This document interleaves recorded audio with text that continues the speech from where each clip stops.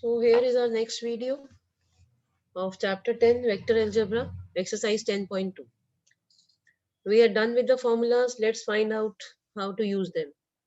Compute the magnitude of vector A I plus j plus k, B vector 2i minus 7j minus 3k, and C vector 1 upon root 3i plus 1 upon root 3j minus 1 upon root 3k. So we have to find the magnitude. We had already know if the vector is xi plus yj plus zk, the magnitude is under root of x square plus y square plus z square. So the magnitude of A vector becomes, this is the 1, 1 and 1. So it is becoming 1 square plus 1 square plus 1 square, that is root 3. And here you can see B vector as 2 square plus minus 7 square plus minus 3 square, and I am getting here root 62. Similarly, when we'll do for the C vector, we are getting 1 upon 3 plus 1 upon 3 plus 1 upon 3, which is 3 upon 3, which is giving me 1. So this is the way how to find the magnitude of vectors. This is the beginning concept, and we'll be using this in many further concepts. And this is your question number 5. Find the scalar and vector components of the vector with initial point 2, 1 and the terminal point minus 5, 7. The vector with the initial point P, that is 2, 1 and point Q minus 5, 7. The formula already I've been told, y2 minus y1 plus I plus x2 minus x1 j.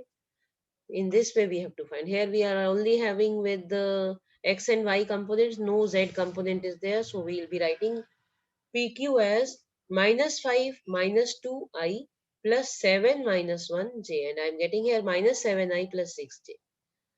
They are asking for the scalar and vector component separately. So here I had already told you the scalar component is the coefficient of I and j and k. So this is becoming minus 7 and 6, while the vector components are minus 7i and 6j. So this is your question number 8 here. Find the unit vector in the direction of vector PQ, where P and Q are the points 1, 2, 3 and 4, 5, 6. So first thing we have to find the vector PQ. So this is becoming your 4 minus 1i plus 5 minus 2j plus 6 minus 3k, which is giving me 3i plus 7j plus 3k. So this 3i plus 3j plus 3k means this is the vector PQ, and we have to find the unit vector. We know the formula for the unit vector is PQ vector upon modulus of PQ vector. So we have to find the modulus also. So you can see on the screen I had found here a modulus also, which is giving me the value as 3 root 3.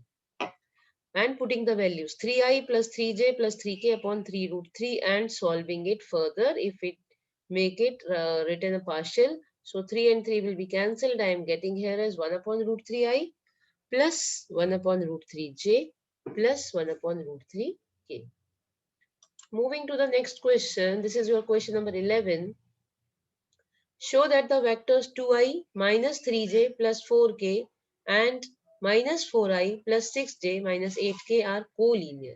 Whenever two vectors are collinear, we have to show that one vector is a multiple of another vector with a scalar number. So let us see which is a smaller one. This first one is a smaller one and this is a bigger one. So let's see if we can take something common and we get the same vector.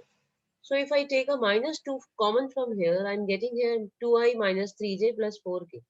If I give this as a vector name and this as b vector, I can write here b vector is equal to minus 2 times a vector.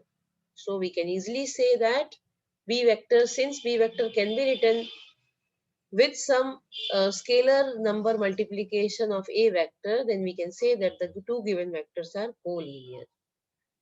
This is your question number 12 of 10.2 exercise. Find the direction cosines of the vector I plus 2j plus 3k.